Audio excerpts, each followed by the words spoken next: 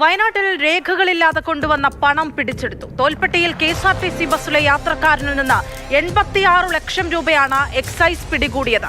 പണവുമായി എത്തിയ 2 മഹാരാഷ്ട്ര സ്വദേശികളാണ് എക്സൈസിന്റെ കസ്റ്റഡിയിലുള്ളത്.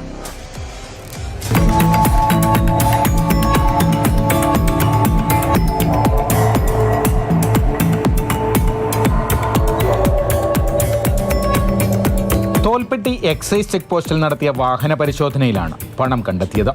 പുലർച്ചെ 3 മണിയോടെ ബംഗളൂരുവിൽ നിന്ന് കോഴിക്കോട്ടേക്ക് പോവുകയായിരുന്ന KSRTC സ്വിഫ്റ്റ് ബസ്സിലെ യാത്രക്കാരിൽ നിന്നാണ് 86,58,250 രൂപ എക്സൈസ് ഉദ്യോഗസ്ഥർ പിടികൂടിയത്. പണവുമായി വന്ന മഹാരാഷ്ട്ര സ്വദേശികളുടെ കയ്യിൽ ഇത്രയും വലിയ തുക സംബന്ധിച്ച രേഖകളൊന്നും ഉണ്ടായിരുന്നില്ല.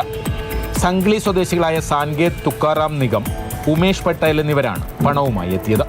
ഇവരെ എക്സൈസ് സംഘം കസ്റ്റഡിയിലെടുത്തു.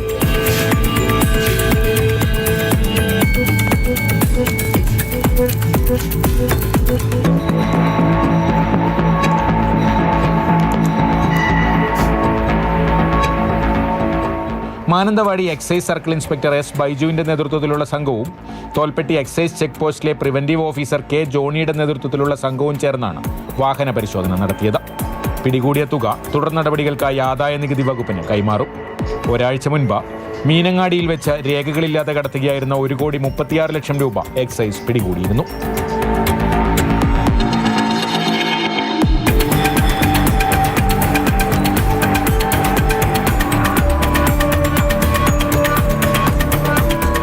മാതൃഭൂമി ന്യൂസ്, വയനാട്.